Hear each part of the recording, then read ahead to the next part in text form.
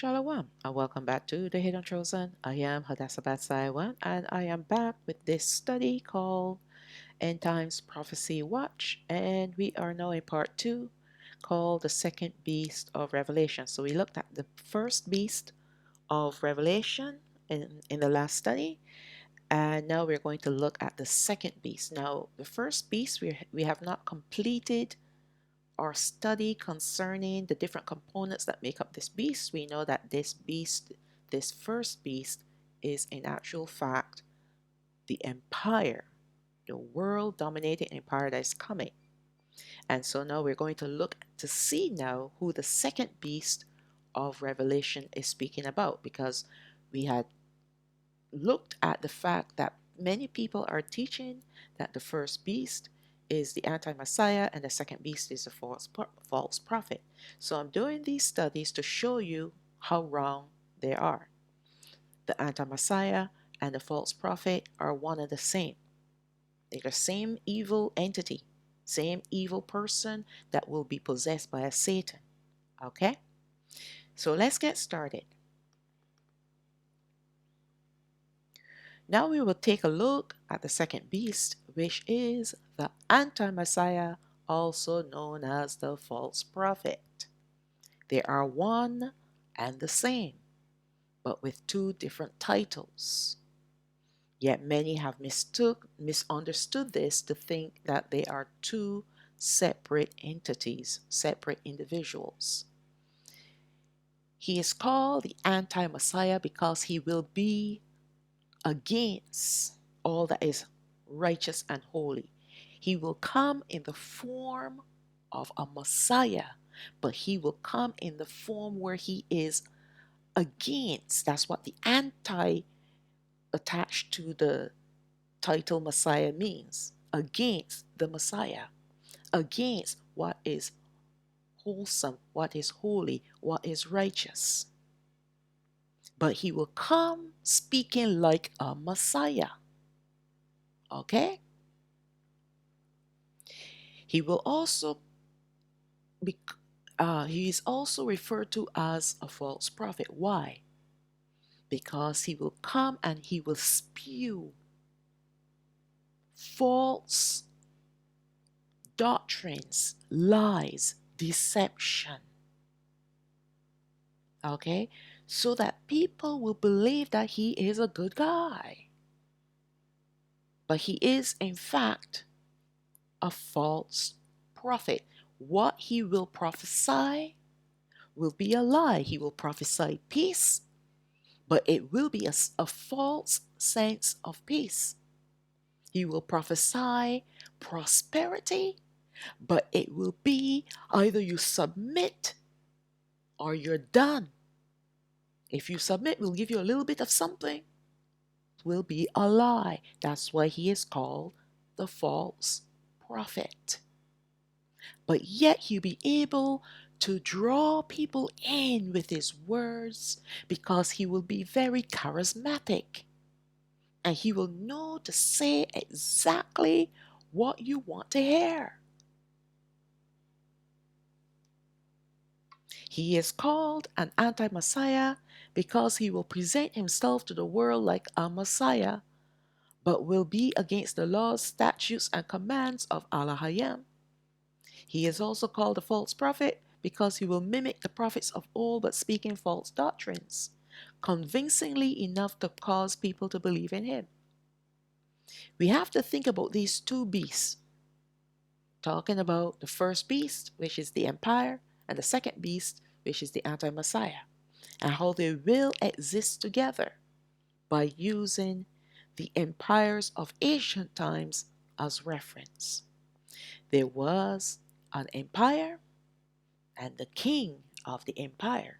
Similarly, the first beast will be the beast empire, and the second beast will be the beast king of the beast empire, although both entities will be possessed by Satan's.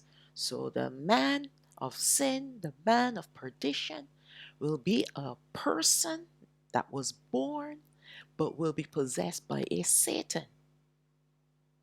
the empire will also be possessed by a Satan like all the other empires before it. Revelation chapter 13, verse 11. I beheld another beast coming up out of the earth, and he had two horns like a lamb, and he spoke as a dragon. So you see right there, he's mimicking Hamashiach. He's coming like a lamb. Hamashiach is called the lamb that was slain before the foundation of the earth. Before the foundation of the earth was laid, foundation of the world was laid. So he's mimicking Hamashiach because he's going to come to try to bring or rather to restore order to the earth. And that's why people are going to hail him like a Messiah. And that's the form in which he's coming in to save this world. Verse 12. And he exercised all power of the first beast before him, and caused the earth and them which dwell therein to worship the first beast, whose deadly wound was healed. So when we look at the heads, we will understand this deadly wound that was healed. So this is just to identify which beast Yawachanan was speaking about and what he was seeing. It is the empire. All right, so he's going to cause the earth, those that dwell on the earth, to worship the empire, not umpire, the empire, because the empire is going to rule the earth. But in actual fact, what he is promoting is satanic worship, witchcraft. All right? Once again, we have to understand the prophetic language being used. This second beast coming out from the earth is allowing us to know that this will be a man who will be raised up from amongst the people of the earth. In this case, it will be an individual who will seem as if he is of mankind, but he will be of the Nephilim bloodline, meaning without a soul. He will be possessed by a Satan, as this will be his sole purpose, to be the host body for the next devil to rule with its empire. We know this because he will be speaking like the dragon, who is Satan, one of the Satans. The Satan that will possess him will also give him his power to rule like a king. Yawachanan wanted to differentiate between the two beasts, so he spoke about the beast whose deadly wound was healed, which will be the beast empire. We will understand more about this deadly wound when we look at the heads of this beast empire. And I know it sounds like I'm repeating myself, right? Okay, so let's look at Revelation chapter 13, verse 13. And he does great wonders. And this is the anti-Messiah now, the second beast. So that he makes fire come down from heaven on the earth in the sight of men. So he will make it appear as if he had powers. But it is not him that is actually doing it. It is other kinds of angel called the powers that will be manifesting like fire coming down from the sky. You see, these Satans and the fallen angels are all going to work hand in hand to mesmerize the people on the earth, to convince them, persuade them that they're the good people. And not only are they good, but they're powerful too. So don't mess with us, even if you want to. Don't try. Verse 14. And he deceives them that dwell on the earth by the means of those miracles which he had power to do in the sight of the beast. So these aren't actual miracles like Alahayam works miracles. These are actual magic tricks, the sleight of hand. Watch this hand while the other hand is doing something else. So you're paying attention to the one hand, but you don't see what's happening behind the scene. There are other forces at work, other fallen angels at work, producing what people will be seeing as miracles. But they are not miracles. Saying to them that dwell on the earth that they should make an image to the beast. Now, this is the first beast, and this is clarified by the next sentence, which had the wound by a sword. So, bit by bit, Yochanan is giving us more and more information about this head that was wounded to death. But we'll come back and look at this later on. So, and did live. So he had a wound by a sword and did live. So now this anti-Messiah is convincing the world to make an image of this beast empire, to represent this beast empire. And you know what they will do with this image? Place it in every major city or town, in every country all around the world. All right? This anti-Messiah will have power, but not real power like Alahayam, as it will be the fallen powers, a type of angel which has no body, as they are incorporeal. Therefore, it will not be the anti-Messiah who will cause real fire to come down from heaven, but the physical manifestations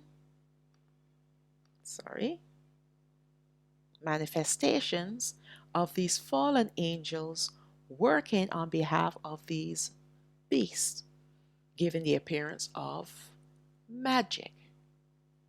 It will be all a show of powers which will win the hearts of many people, so much so that they will be in awe of him.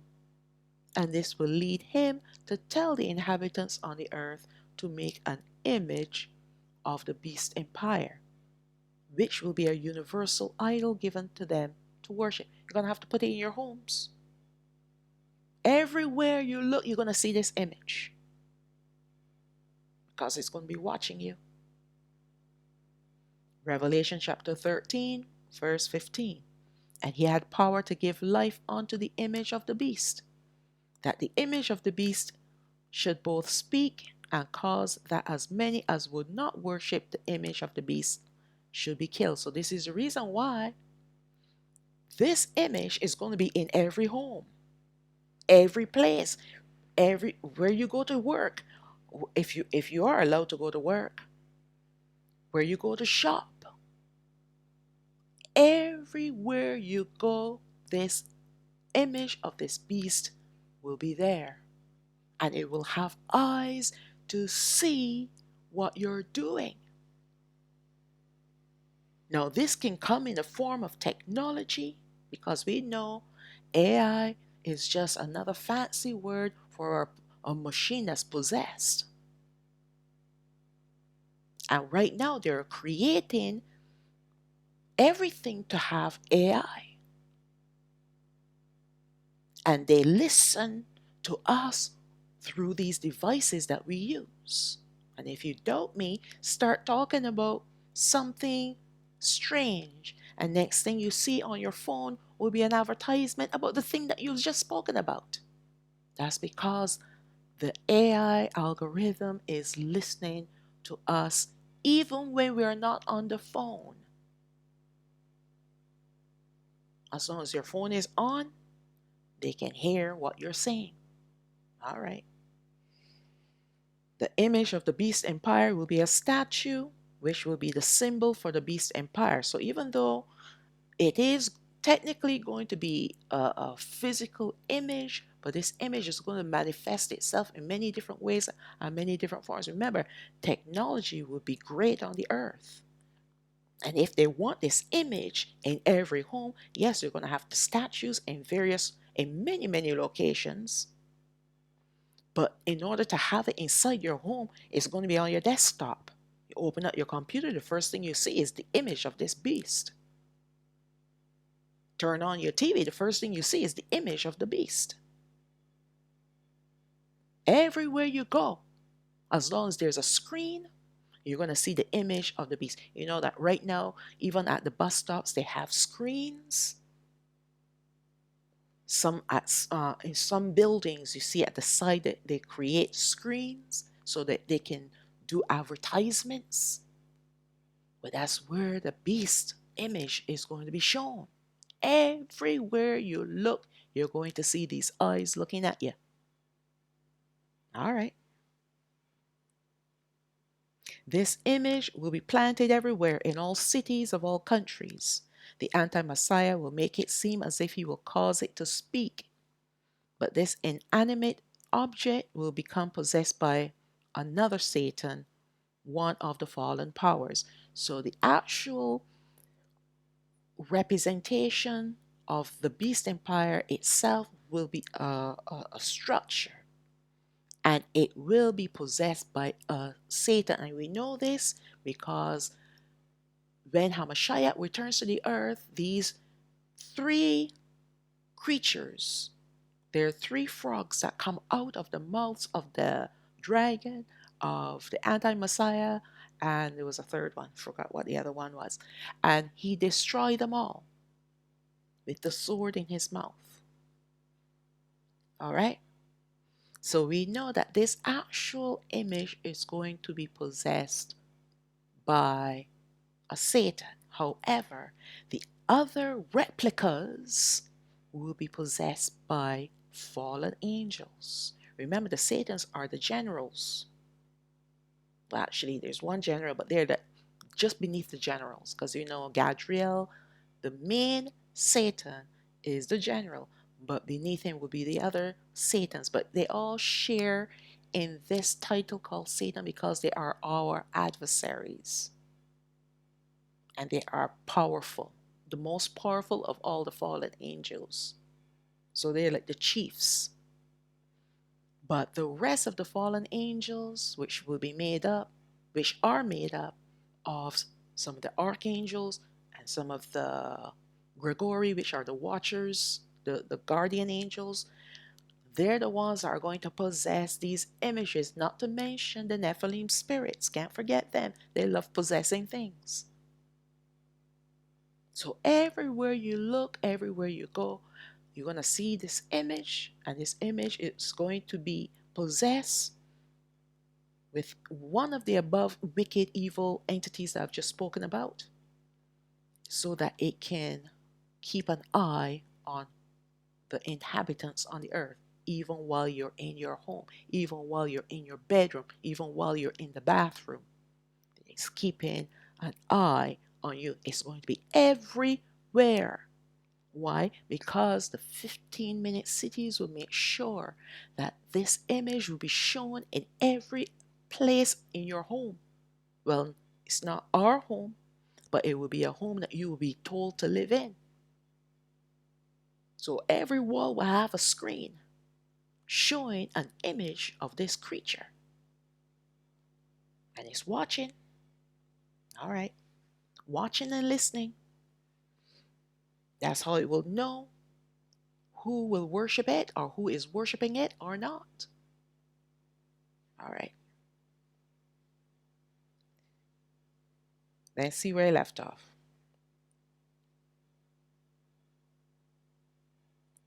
One. These fallen angels desire worship, and so they will provoke the inhabitants on the earth into abominable worship. And those who will not comply to this demand will be killed.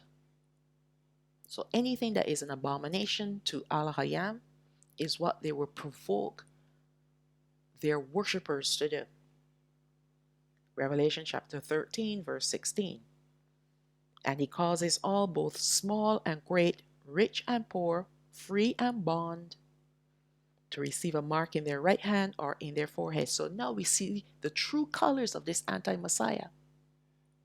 Now you see the true colors of this false prophet who had promised peace and prosperity. But now he's telling you, in order for you to receive anything, you got to take my mark,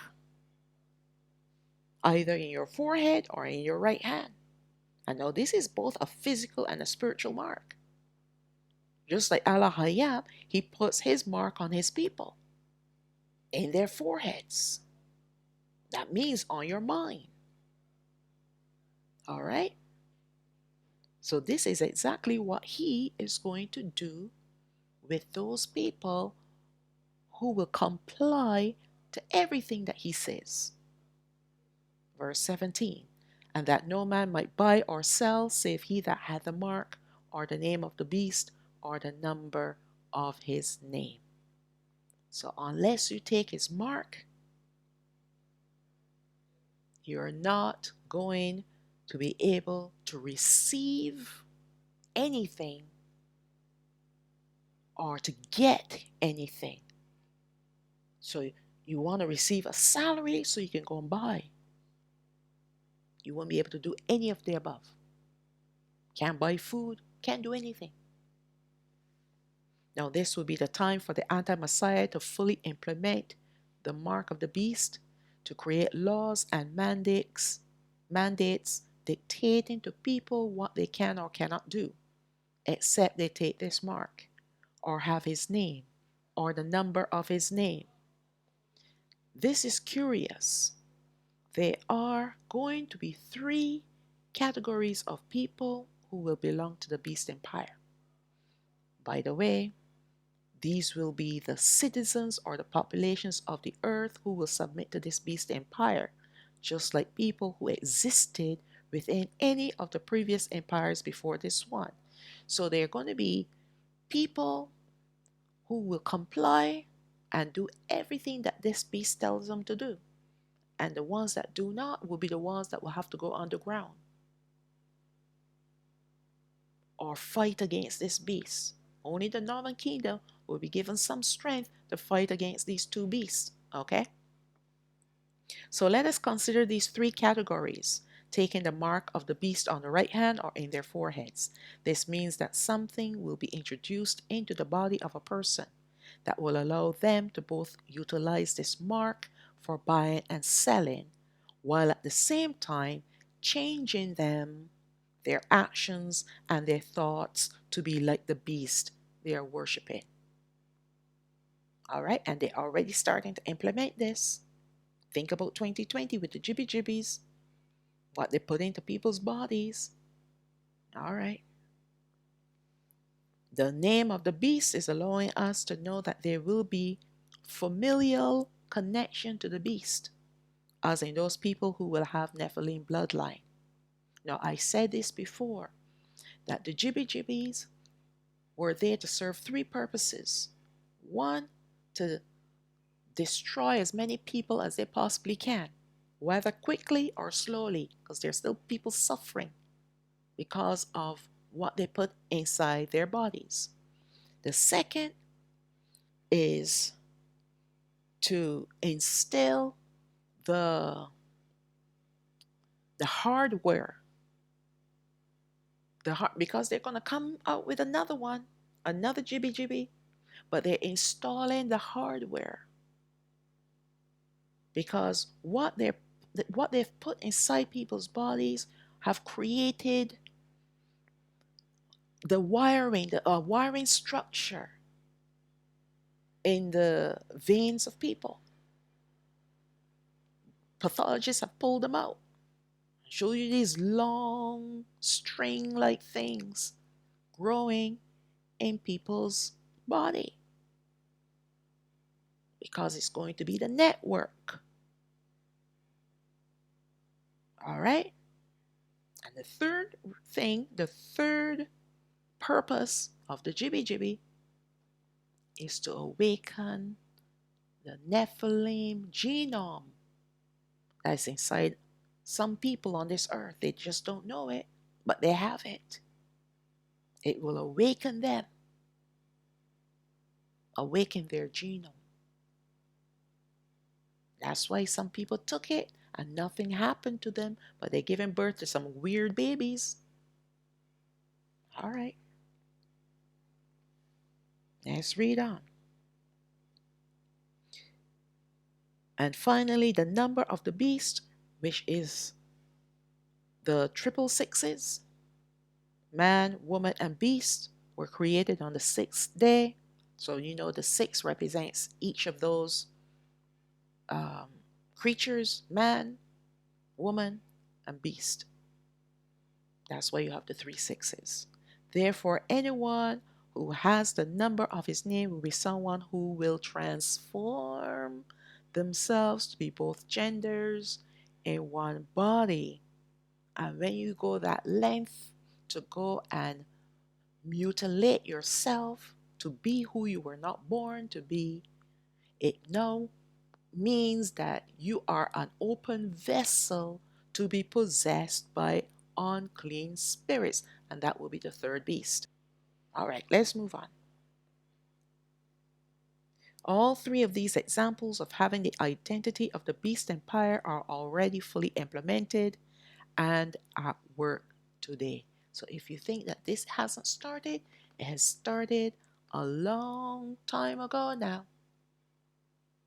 A long time. They've been slowly indoctrinating people into their ideas, but they began this uh, changing the gender way back in the 60s. Even before then, a lot of famous so-called women that you thought was a woman is not a woman. They were changed from from male to female. They were changed. And that is why they get you to fall in love with these stars, with these entertainers, so that when they come out with their true identity as to who they really are, you can overlook the fact that they're an abomination and think, well, I love them too much to put them away, to put them aside, to cast them aside. And I want to be like them too. All right, Revelation chapter 13, verse 18. Here is wisdom. Let him that has understanding count the number of the beast, for it is the number of a man. And his number is 603 score and six. That's 300. Sorry, that's 666. Okay. In Bara'ashayaf, that's the book of Genesis, chapter 1, verses 24 to 31. Alahayam created man. Later on the same sixth day, he created woman. He also created beasts of the field on this day. To understand the significance of the mark of the beast, we have to first understand that the triple sixes are symbolic and represents an abomination. It is for this reason why we are seeing today the rise of transformations from women to men, and vice versa. Women from women to men to women. Once this is done, it opens this person to be demonically possessed, as this is not a natural act at all, but an abomination, and one which will cause Ruach HaKodesh to fully remove himself from that person. So, in order for you to go that length, to change yourself, you already are possessed with an evil spirit. Okay? You're already possessed. Because in order to do those kinds of cuttings, you cut away who you were born as. Your mind has got to be fully transformed in the darkness. The darkness have got your brain enveloped with so many lies to lead you to think this was a mistake. You were born as a mistake. You now need to correct it. And these are the steps in which to correct yourself. When in fact it is all a lie. Because if you go and do some serious research, you'll find that those people that have done those things, they are living in great regret. And some of them are so sorrowful that they off themselves. That too is an act of the unclean spirit that has possessed them. There's no recovery from this, you know. You think after you have mutilated yourself that you can recover what you have cut away and destroyed? What you're saying to the Most High, I don't agree with what you have created. You created me to be like a woman, and I disagree with that. So I'm going to cut away everything that looks like a woman and make myself an abomination. And then you want to come back from that? Ruach HaKodesh is already gone. He's not coming back. Once he has left a person, he does not come back.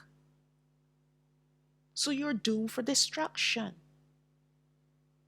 And that's why I'm saying, yes, there has to be some sort of demonic possession to begin with for you to go this length.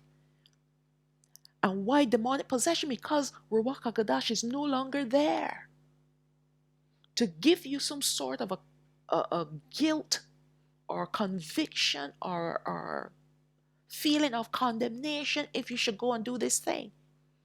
You don't feel convicted. You don't feel guilty. You don't feel anything. You just want to do it. That's because Ruach HaKodesh has removed himself from that person. And now this person is an open vessel. And it is already now possessed with an unclean spirit. And once they go the full length now, more spirits are going to come in. It's not going to be just one spirit. More spirits are going to come in. And that's why even after they regret what they have done, because it does not satisfy that need that they've been looking for, they go and off themselves, because that's what the spirits then would tell them. You're done. You might as well just finish it off. Finish yourself off. And this is the desire of these devils. They want to destroy us. And they want us to destroy ourselves by following what they want us to do. What they want us to do.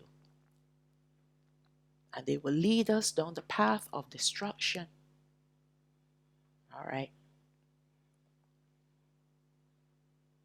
Once they make this decision to transform themselves, it will leave them available to be possessed with more evil spirits. All right. Hence the triple sexes. So the third sex, because one is man, so the other six is a woman, and the third is representing beast. All right. There are idols already established in certain places that represent this triple six. There's the Baphomet, and there's Shiva, the Hindu god of destruction. So these are structures, monuments that have already been put in different places in this world, and they promote this idea of male, female, and beast. The Baphomet is the most fitting to be the image of the beast, but they can also create another beast image. Nothing new, just a recycling of another of their gods. So whatever that image is going to be, it will be something that we already know that has already been in existence, worshipped as a god. All right? What is occurring on the earth is the development of the citizenship of the Beast Empire number 7. That's the technology-based Beast Empire.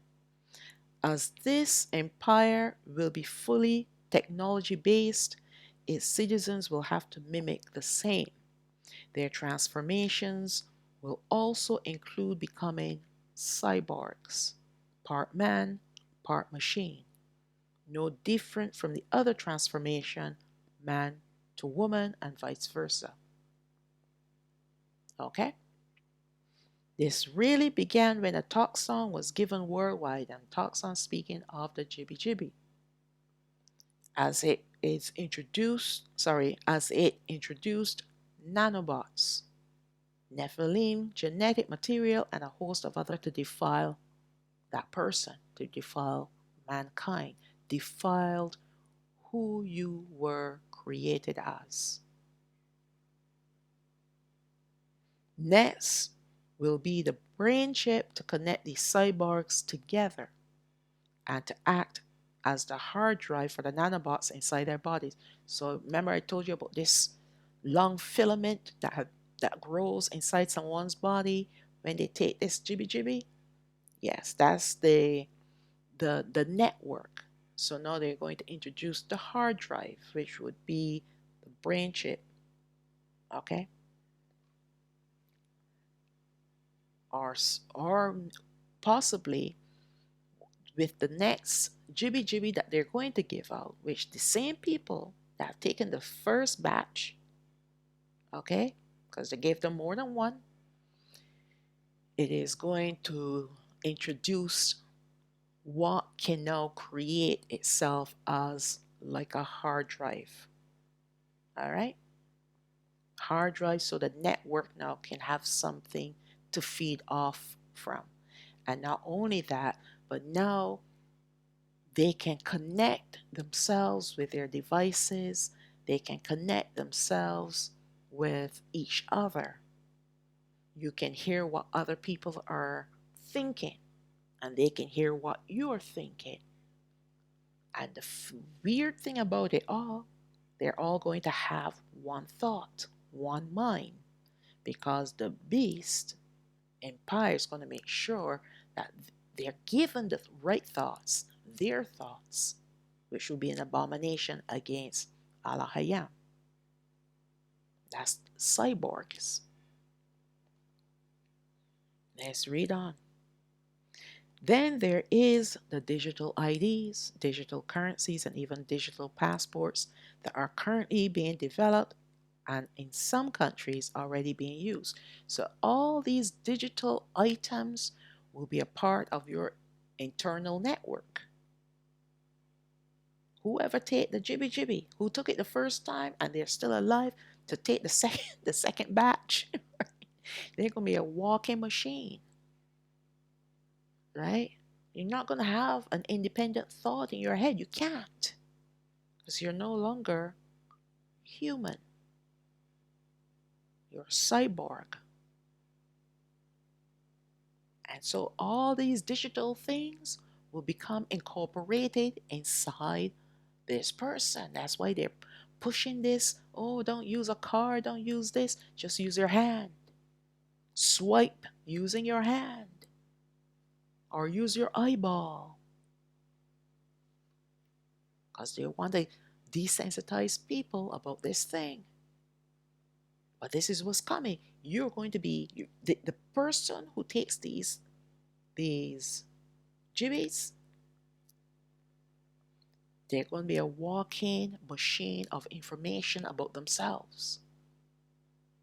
They try to make it seem like, oh, well, for health purposes, it would be nice to know, to go to the computer and pull you up as a number and see everything that's going on inside your body without having to do any tests. Right? Okay.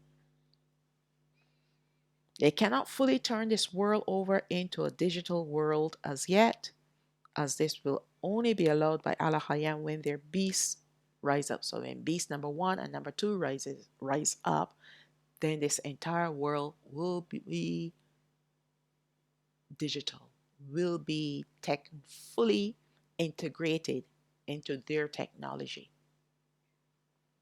There's an order of events to take place and not before, as we can see from the prophecy of Yawakanan. This anti-Messiah will rise up just after the beast empire is up and running. It will not be long, as they're given only 3.5 years to rule. The beast empire will rise up after the southern kingdom is taken from the earth in the chariots by Hamashiach and his angels. Until then, we can only watch to see how quickly these events are forming today and tomorrow, developing and at the same time transforming the world and the people living in this world. We are truly close to the end of time. And that's why every time you turn on your device and you see this advertisement for the next best AI piece of technology. All right. And the reason why they're doing this is because they're tantalizing the brains of people to make it seem like this is the norm. This is the way of living advance in this life. We're advancing ourselves. We're going forward. And you got that Musk guy, he is pushing this to the hilt.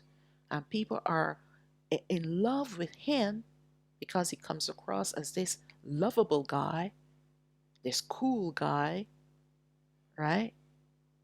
And so he's the perfect person to push this as far as he can push it, as far as Alahayam Yahweh would allow him to push it. But we are not deceived by their poster children that they put before the, the devil's devices. Yes, I use one. And I'm looking forward to the day when I don't have to use it anymore. Trust me. All right? Anyways, we're going to continue on a little bit more about this anti-Messiah in the next study. So we're going to conclude with the blessing for Yashraal, taken from Bab Madabar chapter 6, verses 24 to 26, and that's Numbers chapter 6, verses 24 to 26. Yabarakak Yahweh wa Yashamarak. May Yahweh bless you and keep you. Ya'ar Yahweh panayo alayak wa yachanak. May Yahweh cause his face to shine upon you and have favor upon you. Yasha'a Yahweh panayo alayak wa yasham lak shalom.